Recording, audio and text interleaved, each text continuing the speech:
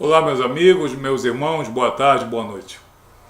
O que ocorre quando Jesus está presente em nossas vidas? Jesus pode estar presente apenas como participante. Infelizmente, isso acontece na vida de muita gente. Pessoas religiosas que permitem que Jesus esteja presente em suas vidas de uma maneira parcial. E até fazem questão que Jesus esteja participante de um modo conveniente. E há outras pessoas em que Jesus está presente na sua plenitude, que esse é o desejo de Jesus, esse é o desejo do Espírito Santo de Deus. Que Jesus esteja presente em nossas vidas, influenciando não apenas o indivíduo, como a família, a sociedade. Em todas as nossas atividades, Jesus não apenas está presente, mas ele é o grande embasamento. Ele é o, digamos, eixo, é a pedra fundamental de nosso discurso, de nossas decisões, de nossa esperança. Cristo em nossas vidas, ele pode ser apenas um participante. Infelizmente, muitos fazem isso. Ou Cristo pode estar presente em nossa vida como a coisa mais valiosa em nossa vida. Quando Cristo está presente em nossas vidas, ele causa uma série de coisas muito boas. Nós vamos citar apenas 7. Apenas 7, porque são muitas coisas que acontecem em nossa vida quando Jesus está presente na plenitude que ele deseja estar presente. Em primeiro lugar, concedendo salvação. Concedendo salvação. Somente Jesus tem poder e autoridade para nos conceder a salvação. Jesus, como Senhor e soberano, ele tem poder e autoridade vinda dos céus para perdoar os nossos pecados, nos regenerar e nos reconciliar com Deus, nos concedendo assim a salvação. Somente nesse nome existe salvação. Não existe nenhum espírito, pessoa, entidade, mestre, sacerdote, guru, nada nem ninguém tem poder nem autoridade de nos salvar e nos reconciliar com Deus. Quando Jesus está presente em nossa vida, ele nos concede salvação. Em Atos dos Apóstolos, no capítulo 4, versículo 12, o apóstolo diz: em nenhum outro nome existe salvação, porque também debaixo do céu nenhum outro nome existe, dado dentre os homens, pelo qual devamos ser salvos. Não existe nenhum outro nome dado entre os homens, pelo qual devamos ser salvos.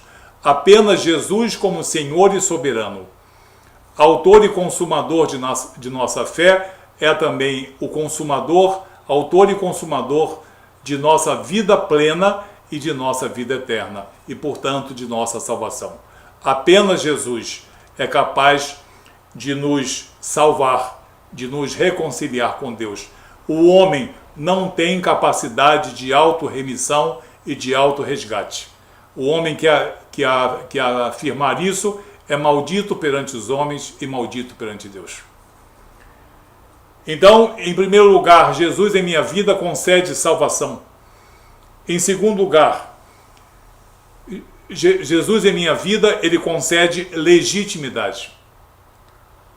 Todos nós somos criaturas de Deus, mas de todas as criaturas de Deus, algumas são filhos de Deus por adoção em nosso Senhor Jesus Cristo, na primogenitura de nosso Senhor Jesus Cristo. Então, todos aqueles que aceitam a Jesus como Senhor e soberano, autor e consumador de sua salvação, eles deixam de ser criaturas de Deus e passam a ser cidadãos do reino de Deus. e filhos de Deus por adoção em nosso Senhor Jesus Cristo. Na carta de Paulo aos Efésios, no capítulo 2, no versículo 19, assim que já não sois mais estrangeiros nem forasteiros, mas concidadãos dos santos e da família de Deus. Então nós ganhamos uma nova identidade. Nós deixamos de ser estrangeiros e forasteiros na presença de Deus e passamos a ser concidadãos dos santos e passamos a ser não mais criaturas de Deus, mas familiares de Deus. Em terceiro lugar, Jesus em nossas vidas nos concede autoridade. Sempre que você pregar o evangelho verdadeiro, os principados e potestades das trevas vão odiar você e vão procurar fazer tudo contra você. Toda vez que você confessar que Jesus é Senhor e soberano, e nós somos salvos pelos méritos dele e não pelos nossos méritos, homens, mulheres e entidades vão se voltar contra você. E você precisa ter autoridade. Autoridade moral e espiritual para defender o teu ponto de vista, que é o ponto de vista de nosso Senhor Jesus Cristo. Então Jesus Cristo, quando entra em nossas vidas, nos dá autoridade para nós pregarmos o evangelho da verdade, vivermos esse evangelho e nos confrontarmos com todas as forças malévolas, sejam elas humanas, sejam elas não humanas. Então, concedendo autoridade.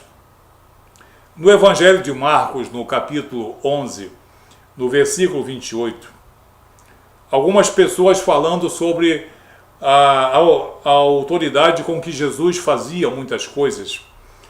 Está escrito: com que autoridades fazes tu estas coisas? Ou quem te deu tal autoridade para fazer estas coisas? Então, Jesus recebeu das regiões celestiais poder e autoridade para curar leprosos, para fazer sossegar os mares e os ventos e as tempestades, para fazer os paralíticos andarem, para fazer os cegos enxergarem e para ressuscitar os mortos. Então, essa autoridade Jesus tem, e através do Espírito Santo de Deus, ele nos concede a autoridade para nós vivermos e para nós pregarmos o evangelho da verdade. Não é todo o evangelho que é pregado que é o evangelho da verdade. Em quarto lugar, quando Cristo está presente em nossas vidas, ele nos traz bom discernimento. Bom discernimento não se trata de erudição nem conhecimento universitário. Uma pessoa pode ter um conhecimento universitário e um excelente discernimento das coisas espirituais. Mas geralmente as duas coisas estão completamente separadas. Há pessoas que têm muita cultura, mas um péssimo discernimento para as coisas espirituais, que lhe parecem loucura. Outras pessoas não são tão, digamos, eruditas, mas têm um excelente discernimento para as coisas espirituais.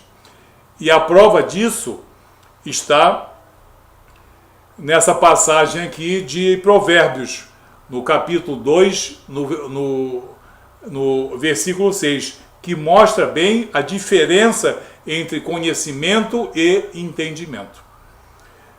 Diz a passagem: porque o Senhor dá a sabedoria, da sua boca é que vem o conhecimento e o entendimento. Então, o conhecimento e o entendimento são duas coisas diferentes. Em algumas pessoas estão presentes ambas, mas em outras pessoas existe apenas conhecimento. E em outras pessoas existe o entendimento sem muita erudição. Então, a presença de Jesus em nossas vidas, através da atuação do Espírito Santo, principalmente, nos traz bom discernimento. Esse é o quarto exemplo. O quinto exemplo, Jesus em nossas vidas traz comunhão. Comunhão com Deus, portanto, no sentido vertical, e comunhão no sentido horizontal. Comunhão com nossos irmãos. E também amor pelas almas perdidas, pelas pessoas que vivem os evangelhos do engano, vivem cativos das chamadas heresias, que são muitas nesse mundo, são muitas nesse país. Então, Jesus Cristo promove em nós o desejo de uma comunhão, de uma koinonia com Deus Pai e com nossos irmãos. Temos duas passagens aqui. O apóstolo Paulo, na carta aos Efésios, no capítulo 2, versículo 18, diz: porque por ele ambos temos acesso ao Pai em um mesmo Espírito, através de Jesus Cristo, que nos concede o Espírito Santo. Através desse Espírito Santo, todos nós temos acesso ao Pai nesse mesmo Espírito. E Paulo também diz em 1 Coríntios capítulo 12, versículo 13: pois todos nós fomos batizados em um Espírito, com E maiúsculo, formando um só corpo, quer judeus, quer gregos, quer servos, quer livres, e todos temos bebido de um Espírito, ou seja, de um mesmo Espírito ou de um só Espírito. Então, ele promove comunhão. Jesus, em nossas vidas, ele promove comunhão com Deus Pai e comunhão entre os salvos. Em sexto lugar, Jesus, em nossas vidas, ele promove regeneração e renovação.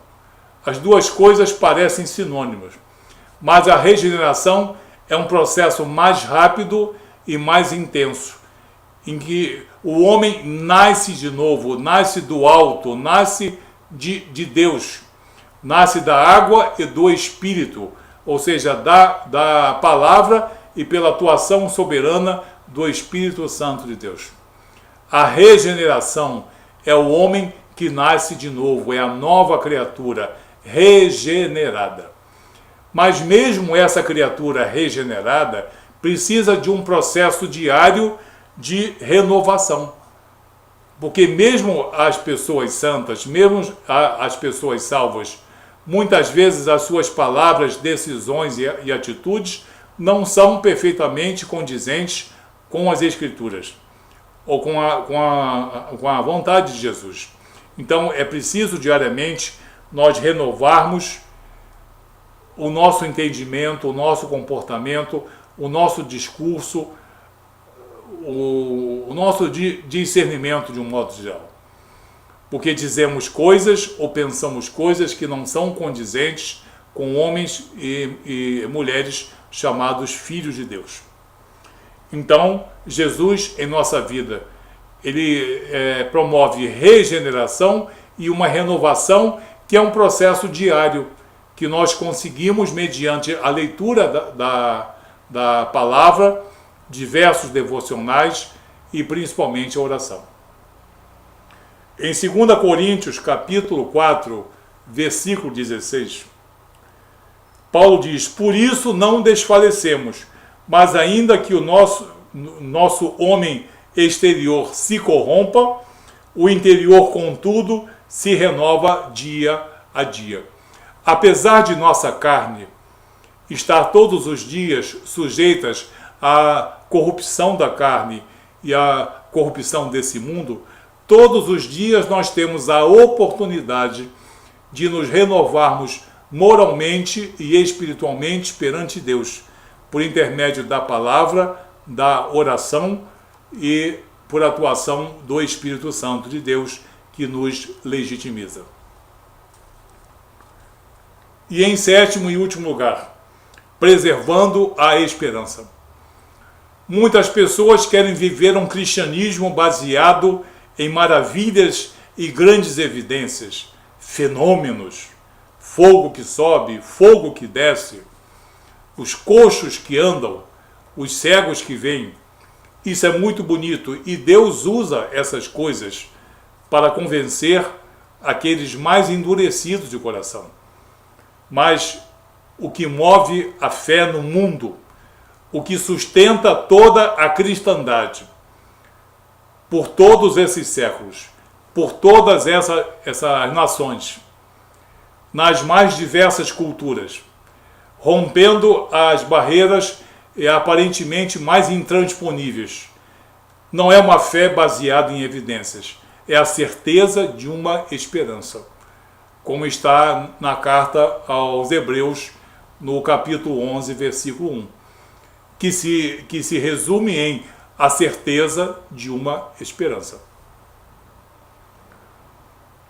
O apóstolo Pedro, em 1 Pedro, capítulo 3, versículo 15, nos diz: antes santificai ao Senhor Deus em vossos corações, e estais sempre preparados para responder com mansidão e com temor a qualquer que vos pedir a razão da esperança que há em vós. Que vos pedir a razão da esperança que há em vós. Porque quando nós vivemos o Evangelho, quando nós pregamos o Evangelho, quando nós fazemos apologia, quando nós nos lançamos contra toda heresia, muitas pessoas querem saber de onde vem essa intrepidez, de onde vem essa ousadia, de onde vem essa certeza, de onde vem essa firmeza e essa segurança. Vem do Espírito de Deus, que desperta em nós uma fé genuína, que é preservadora dessa esperança. A fé cristã em todo o mundo vive preservando a esperança. A nossa fé, a fé bíblica, a fé regeneradora, a fé reconciliadora com Deus, ela é uma fé que se baseia na certeza de uma esperança.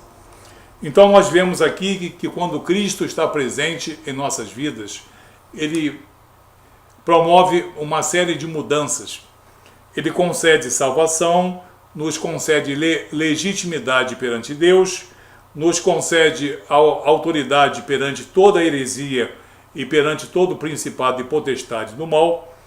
Ele nos traz bom discernimento, ele promove comunhão, ele promove regeneração e também renovação, e ele preserva a nossa esperança, que é a preservação de toda a cristandade. Ok? Que Deus abençoe você, que você permita que Jesus Cristo penetre no teu entendimento, no teu espírito, em plenitude, para que pelo menos estas 7 coisas citadas sejam realidade na tua vida e na vida de todas as pessoas que te cercam. Que Deus abençoe você, em nome de Jesus.